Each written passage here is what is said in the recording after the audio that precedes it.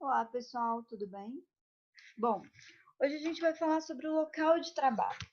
Nessa aula, a gente vai abranger as principais causas de acidentes ali no ambiente do local de trabalho e vamos falar sobre alguns termos, alguns pontos que versam sobre esses acidentes. Então, falar sobre investigação, os processos de inspeção, embargo, interdição, tudo isso vai ser abordado nessa aula. Depois, ao final, nós vamos abordar brevemente a NR número 12 e a NR número 10, que versam sobre as principais causas de acidentes no ambiente de trabalho. Elas falam sobre os riscos de acidentes com máquinas e com eletricidade. Bom, essa aula de vídeo é um resumo da aula que está postada para vocês ali no Moodle.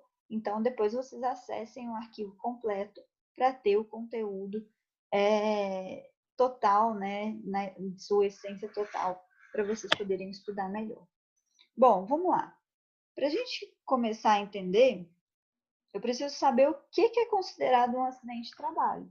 Então, de acordo com a NBR 14.280, o acidente de trabalho ele é qualquer ocorrência imprevista, indesejável, que venha a resultar uma lesão pessoal. Isso vai incluir, gente, que a gente precisa entender, tanto aquelas lesões que acontecem no momento instantâneo, então um acidente ali que acontece na hora, eu estou vendo uma fratura ou algo mais grave, como também considerado acidente de trabalho aquelas lesões que são provocadas após uma exposição contínua por um longo período de tempo. Por exemplo, se eu tenho uma exposição contínua a ruído, e aí lá no final eu tenho uma perda de audição, isso é considerado um acidente de trabalho, mesmo que isso aconteça depois de muitos anos de trabalho. Então a gente tem que entender que isso também é considerado acidente de trabalho. Nesse sentido, a gente precisa entender sobre o ambiente de trabalho quais são os riscos graves e iminentes que a gente tem. Bom, o risco grave e iminente é aquela condição, aquela situação que pode causar uma doença ou um acidente, com certeza, provavelmente, é muito provável que vai causar essa lesão grave à integridade física do trabalhador. E aí, da mesma forma, o risco ele pode causar uma lesão grave, um risco grave eminente, ele pode causar essa lesão naquele momento exato, instantâneo, ou ao longo do tempo. Por exemplo, a exposição excessiva ao ruído que eu falei para vocês vai, ao longo do tempo, causar uma perda auditiva induzida ao ruído.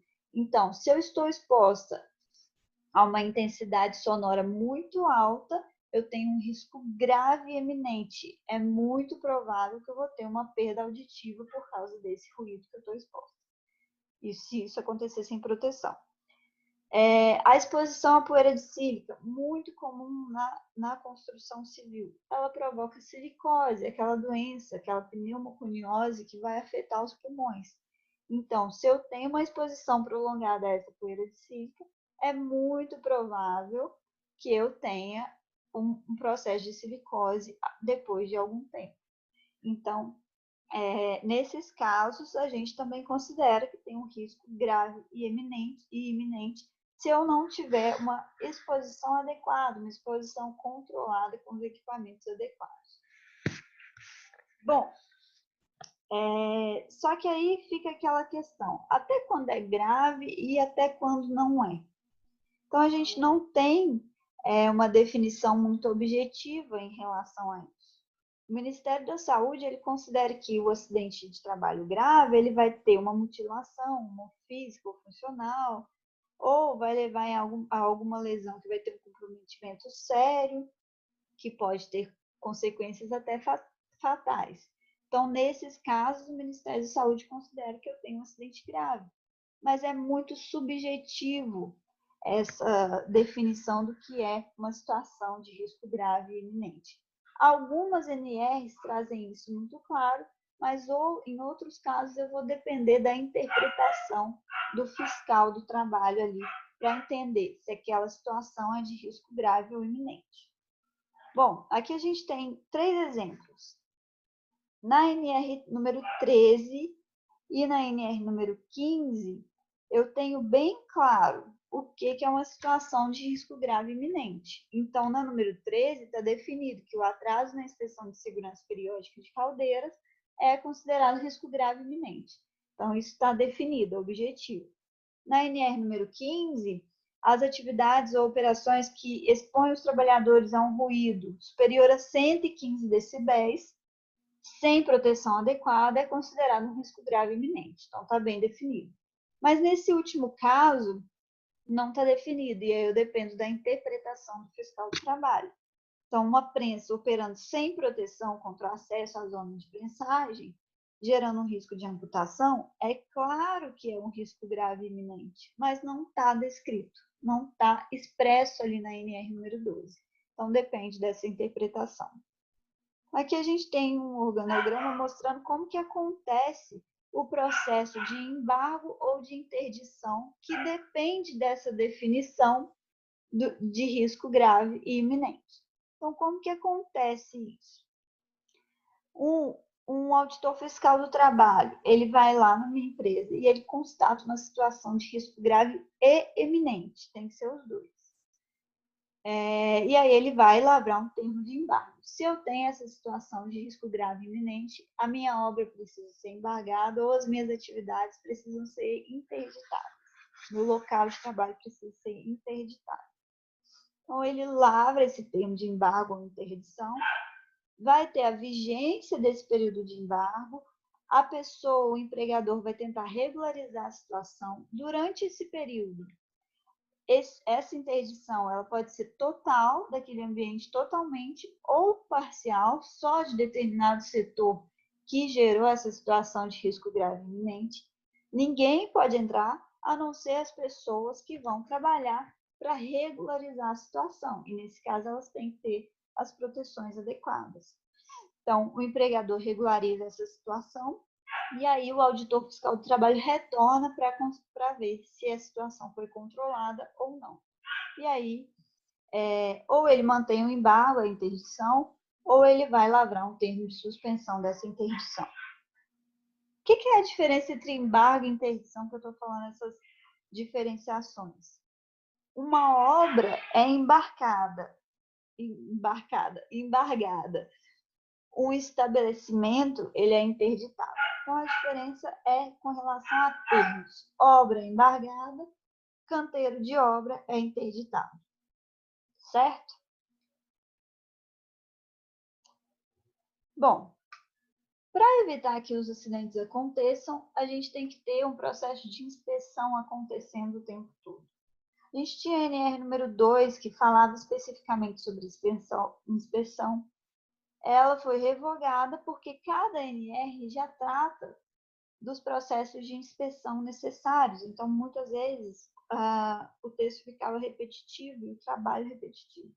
Mas a inspeção é extremamente necessária para que eu tenha uma análise periódica das condições de trabalho para evitar situações onde eu tenha riscos de acidentes.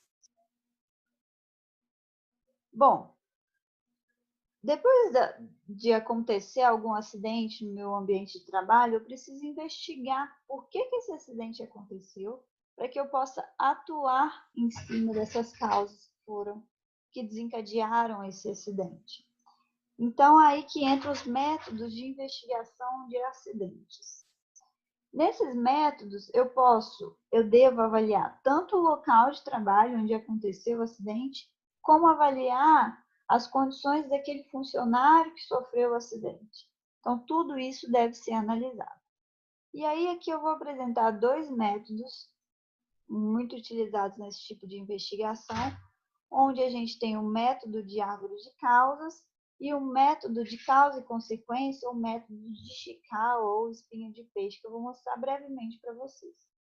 O método de árvore de causas consiste no seguinte: eu vou partir de um evento e vou tentar entender o que aconteceu antes desse evento para que esse acidente fosse desencadeado, sendo o evento o acidente.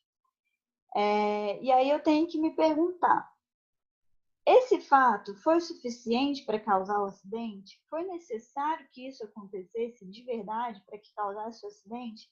Então, aqui a gente tem algumas relações que podem ser observadas por meio dessa árvore de causas. Então, eu posso ter um evento X, que eu defini, que eu investiguei, entendi que ele foi desencadeado por uma causa Y.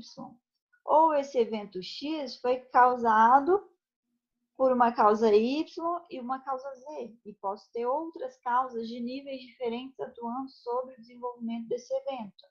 Ou ainda eu posso entender que eu tive dois acidentes que têm uma mesma causa em comum. Ou eu determino que tal situação não teve nada a ver com o acidente, como nesse último caso aqui. Então, a gente faz essas relações para poder compreender as causas dos acidentes e atuar em cima disso, evitando acidentes próximos, né?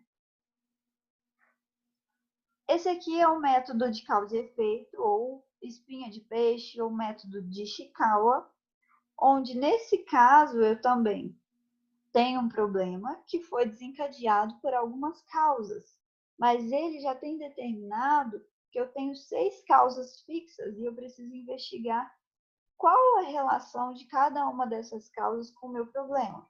Então, ele considera que eu tenho que as minhas 6 causas estão relacionadas com a mão de obra, com o material, com o método, a máquina, medida ou meio ambiente. Como assim? Que a gente tem um exemplo. A minha mão de obra, por exemplo, pode ser desqualificada e estressada, causando um acidente. Os materiais de baixa qualidade ou cortantes também contribuindo para isso. Máquinas sem manutenção, sem proteção, o meio ambiente com pouca iluminação, com muito calor, o método sem padrão, um método acelerado e uma medida que também não estava regulada. Então, aqui até relacionado com o meio ambiente, a iluminação baixa e uma temperatura elevada. Tudo isso acaba contribuindo para o alto índice de acidentes. Então, eu faço uma correlação dessas 6 causas, vejo como que elas contribuíram para que o acidente fosse causado. Bom, por fim, a gente entra nas NRs, né? Nos principais tipos de acidentes que são observados no local de trabalho. Então, os riscos mais comuns são encontrados no ambiente de trabalho estão relacionados com o uso de máquinas e equipamentos. E quem trata sobre isso é a NR número 12. Nós vamos ver só alguns pontos bem gerais sobre ela. Bom, com relação às máquinas e equipamentos, a gente pode ter diferentes formas de acidentes provocados. Então, eu posso ter um esmagamento, corte, o cisalhamento, enroscamento, arrasto, os riscos de origem elétrica, térmica e de origem física, como o ruído intenso também associado com as máquinas. Então, a NR12 vai versar sobre isso, contribuindo com ideias de uma forma de trabalhar com essas máquinas e equipamentos, diminuindo os riscos associados a eles. Bom, o primeiro ponto que a gente tem que observar é que essas máquinas têm que ser trabalhadas por meio de sistemas de segurança. Então, eu tenho ali partes móveis, partes perigosas dessas máquinas que precisam ter proteções. E aí a gente pode ter proteções fixas ou móveis que vão funcionar como uma barreira física, né, para que eu não tenha acesso a essa parte perigosa da máquina, e os dispositivos de segurança, que também atuam evitando os acidentes. Nós vamos ver melhor um pouquinho sobre isso. A diferença entre a barreira fixa e móvel está na possibilidade da retirada dessa barreira. Então, a barreira fixa ela é mantida permanentemente por meio de solda, algum tipo de fixação que eu não consigo remover facilmente, essa barreira, só com o uso de ferramentas. E a barreira móvel, já a barreira móvel, eu consigo remover sem o uso de ferramentas. Vou usar a barreira móvel quando eu tiver que acessar aquela área muitas vezes ao dia, diariamente. E aí a gente usa a barreira móvel e não a fixa. Mas nesses casos, a gente precisa de dispositivos de intertravamento. O que eles vão fazer? Se eu abro ali aquela barreira e a minha máquina está em operação, a operação vai cessar imediatamente. Esse dispositivo a gente pode associar com o que a gente tem na máquina de lavar. Então, quando a máquina está centrifugando, a tampa trava para que antes de eu conseguir abrir essa tampa, ela pare o seu funcionamento. Então, isso é um dispositivo de intertravamento. Então, aqui a gente tem a relação, né, de quando usar proteção fixa, quando usar proteção móvel e falando da necessidade desse intertravamento com bloqueio ou não. Além disso, muitas vezes, essas proteções móveis, elas têm fendas, vamos dizer assim, espaços vazios. E aí eu preciso que essas fendas, elas não permitam que eu acesse a parte perigosa da máquina por meio dessas fendas. Então, eu tenho que sempre respeitar uma distância de segurança. Aqui a gente tem os exemplos dessas distâncias de segurança com relação às partes do corpo que podem adentrar ali naquela máquina e quais são as dimensões aceitáveis de acordo com a ANR. Sobre os dispositivos de segurança, eu elenquei aqui 3 tipos de dispositivos que podem ser considerados nesse caso. Então, primeiro a gente tem comandos elétricos, interface de segurança, que vão avaliar se a máquina está operando de maneira adequada ou não e acusar se tem algum erro. Os sensores de segurança, que vão detectar a presença e parar o funcionamento caso seja necessário. E os dispositivos de validação.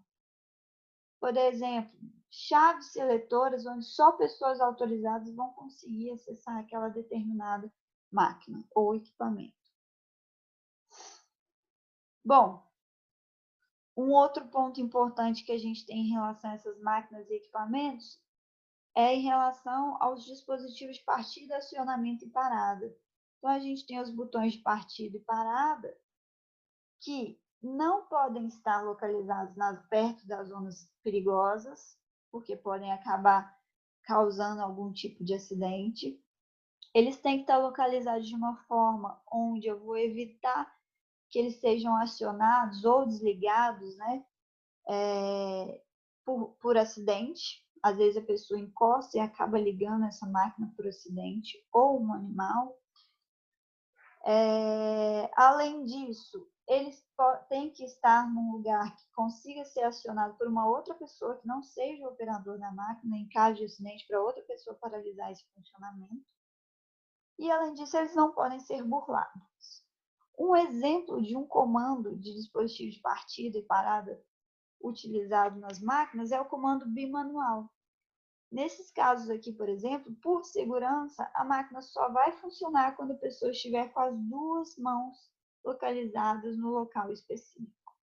Quando essas mãos não estiverem nesse local específico, a máquina para de funcionar. Então, são algumas formas de garantir a segurança ali na operação dessas máquinas e equipamentos. Bom, aqui a gente vai falar sobre os riscos com eletricidade no ambiente de trabalho, que são os riscos mais graves e fatais, causam morte imediatamente. Bom, as principais causas desses riscos são as pessoas que vão operar sem prática e experiência. Muitas vezes a gente quer fazer um ajuste na eletricidade ali, sem nenhuma prática, sem nenhum tipo de experiência, e aí acaba provocando um acidente. A ausência de equipamentos de proteção individual e as instalações que já estão deterioradas, as improvisações sem manutenção, e aí pode acabar provocando um curto-circuito e desenvolvendo algum tipo de acidente. Bom, com relação aos riscos com eletricidade, a NR10 é a que versa sobre esses tipos de riscos, e aí ela traz que as medidas prioritárias são as medidas coletivas. Os EPIs estão lá na última ordem da nossa lista de prioridade. Então, eu vou sempre tentar adotar medidas de proteção coletiva antes e depois eu adoto as medidas individuais. Então, prioritariamente, quando eu estou trabalhando com energia, eu devo tentar fazer a desenergização elétrica. Caso isso não seja possível, aí a gente vai tentar usar uma tensão de segurança. Quando não for possível nem desenergizar e nem empregar essa tensão de segurança, aí a gente vai usar outras medidas coletivas, como isolação de partes vivas, o uso de obstáculos, de barreiras, a sinalização, o seccionamento e o bloqueio do religamento automático dessa energia. O uso de EPI vai acontecer só se eu tiver inviabilidade, né, da adoção dessas medidas de proteção coletiva, mas eu sempre devo utilizar vestimentas adequadas e ter a proibição do uso de adornos. Então, evitar usar colar, anéis, quando estiver trabalhando com energia elétrica. Bom, de modo geral, o que a gente deve fazer em caso de acidente? Se for um acidente pessoal, aconteceu comigo, procurar um socorro imediato se tiver condições, né, para fazer uma avaliação médica, avisar a chefia e apresentar um atestado. Se for com terceiros, daí a gente tem que avaliar a cena, né, não mexer na pessoa, se achar que não for possível, se não tiver conhecimento, chamar um socorro imediatamente, manter a ordem ali daquele local e não oferecer água nem alimento para esse acidentado. Então, esses são os preceitos básicos que a gente deve observar quando acontecer um acidente ali no ambiente de trabalho. Bom, gente, é isso. Os principais pontos. Deem uma olhadinha na aula. Também disponibilizei um vídeo sobre os principais acidentes ou coisas que podem acontecer ali dentro do ambiente da construção civil, dentro de um canteiro de obras. Deem uma olhadinha. E na próxima aula a gente vai falar sobre periculosidade e insalubridade. Bom, é isso.